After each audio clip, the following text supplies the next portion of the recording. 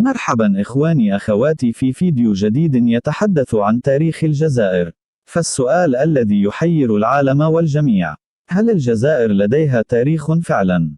ولماذا تتعلق الجزائر بقشة في البحر وتلتجئ إلى سرقة تاريخ الآخرين؟ كابن خلدون التونسي، أو طارق بن زياد المغربي، أو صلاح الدين الأيوبي الكردي، وحتى الكسكس أو القفطان المغربي. ببساطة لا وجود للجزائر في الخرائط التاريخية أو لديها هوية مدونة في الأرشيفات العالمية. فهي على مر الزمان كانت عبارة عن قبائل منتشرة هنا وهناك، تخضع للسيطرة من الغرب أو الشرق أو القوى الأوروبية، كالرومان والوندال والفينيقيين والإسبان والبرتغال والتركيين. فعند احتلال فرنسا للجزائر حولتها إلى مقاطعة فرنسية تابعة لها، بحيث صنعت على يد الأب الغير الشرعي شارلي دي جول، وأطلق عليها اسم جاء زائر.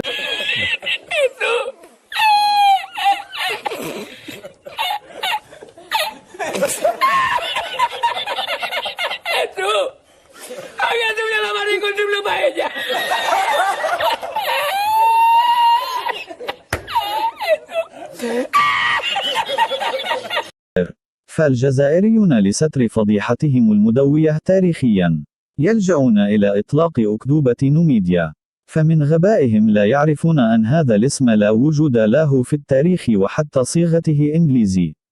وإذا ترجمناها بالعربية سيعطينا القناة الجديدة. فهل يعقل أن دولة كانت متواجدة في القديم اسمها القناة الجديدة؟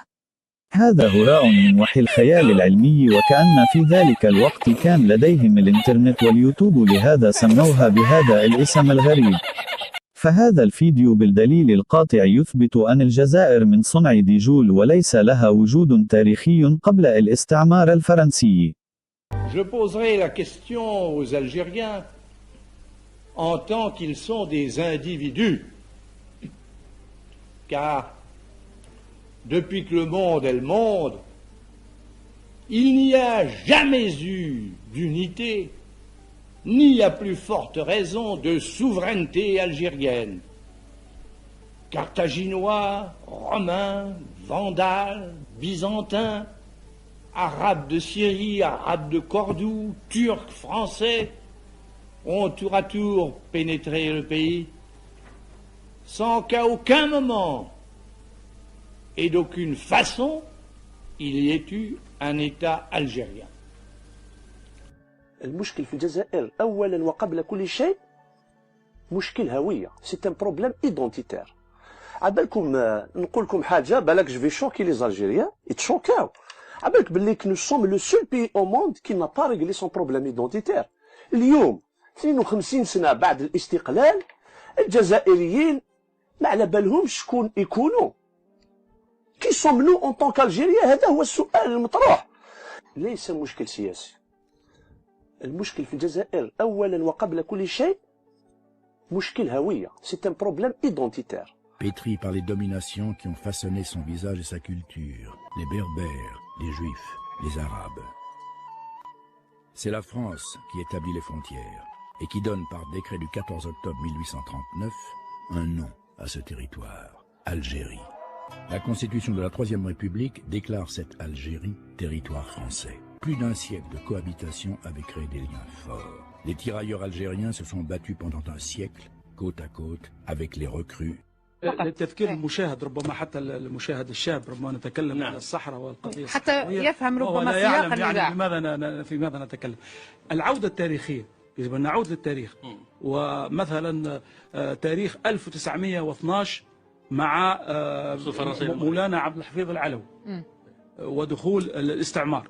قبل 1912 ماذا كانت المغرب؟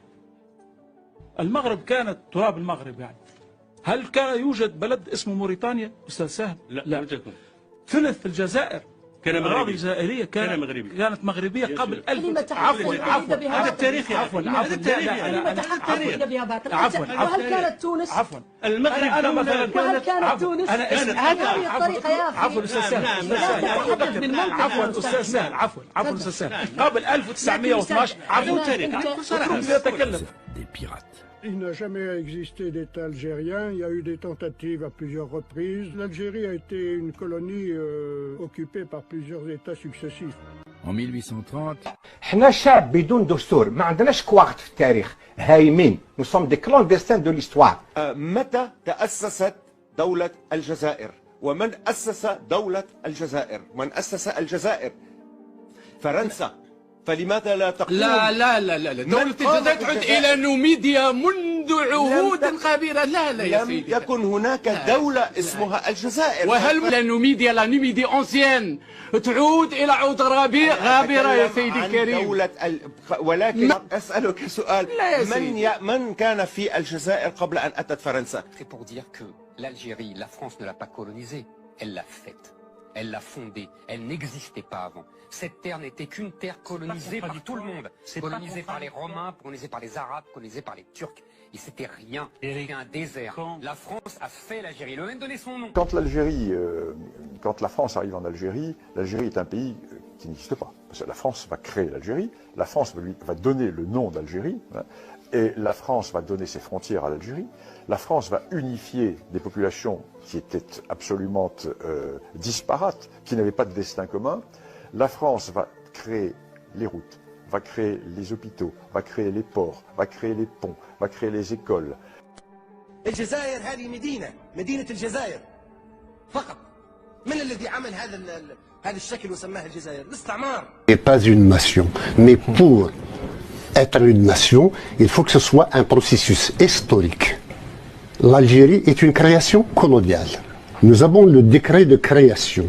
Il date du 14 octobre 1839, signé par le ministre de la guerre qui s'appelait le général Schneider. Je vous ai compris. La France considère que dans toute l'Algérie, il n'y a qu'une seule catégorie d'habitants. Il n'y a que des Français à part entière. pour la première fois de leur histoire, les musulmans dans leur ensemble sont considérés comme des citoyens à